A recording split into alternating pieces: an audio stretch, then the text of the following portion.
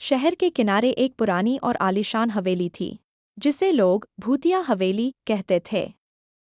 लोग कहते थे कि उस हवेली की बालकनी पर आज भी पुरानी हवेली का मालिक खड़ा दिखाई देता है। उसी हवेली के ठीक सामने एक बड़ा खाली मैदान था, जहां गर्वित, राहुल और उनके दोस्त हर शाम क्रिकेट खेलते थे।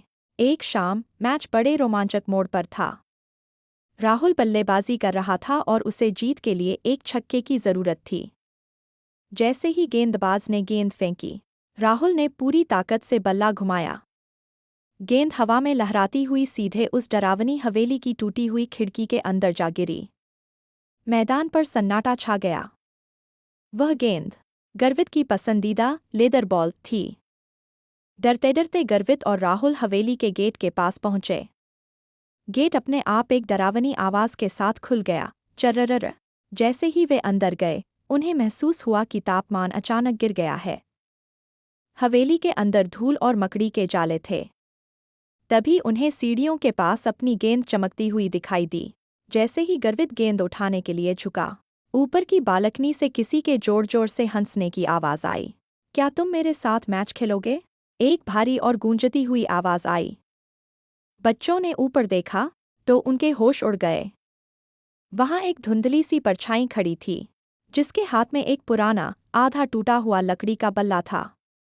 अचानक वह गेंद जो जमीन पर पड़ी थी, खुद बखुद हवा में उछली और उस परछाई के पास पहुंच गई। वह साया गेंद को बल्ले से ठोकने लगा। हर चोट के साथ हवेली की दीवारें कांप रही थीं। डर के मारे राहुल चिल्लाया, भागो गर्वित! वे दोनों जैसे ही मुड़े, हवेली का मुख्य दरवाज़ा जोर से बंद हो गया। अब वे अंदर कैद थे। तभी उनके सामने वह परछाई आकर खड़ी हो गई। उसकी आंखें अंगारे की तरह चमक रही थीं। उसने गेंद गर्वित की तरफ फेंकी और कहा, एक ओवर। अगर तुमने मुझे आउट कर दिया तो जा सकते हो। गर्वित ने कांपते हाथों से गेंद पकड़ी। उसने अपनी पूरी हिम्मत जुटाई और एक तेज गेंद फेंकी।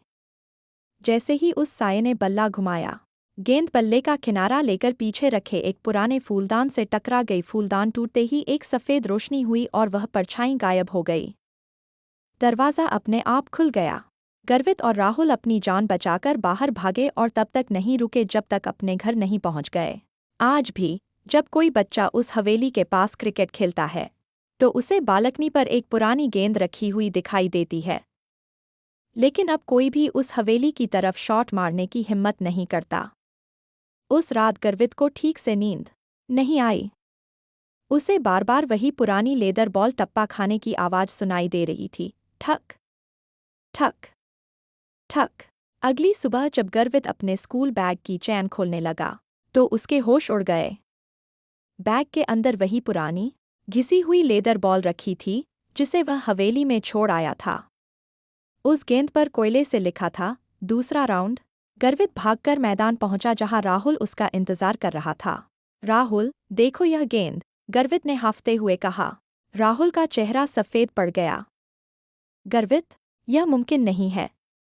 वह गेंद तो उस रात जलकर राख हो गई थी जब वह रोशनी हुई थी। तभी अचानक चिलचिलाती धूप में भी मैदान पर एक गहरा साया छा गया। हवा ठंडी हो गई और दूर हवेली की बालकनी से वही भारी आवाज़ गूंजी। मैच अभी खत्म नहीं हुआ है, गर्वित। तुमने मुझे आउट नहीं किया। वह तो सिर्फ एक नो बॉल थी। गर्वित और राहुल ने देखा कि मैदान के चारों तरफ धुंधली आकृतियां खड़ी हो गई थीं। वे मरे हुए खिलाड़ियों की रूहें थीं जो अब हवेली के मालिक की टीम का हिस्सा थीं। हवेली का दरवाज़ा अपने आप खुला और एक पुराना, काला बल्ला हवा में तैरता हुआ गर्वित के पास आकर गिरा। हवेली के मालिक की परछाई अब साफ दिख रही थी,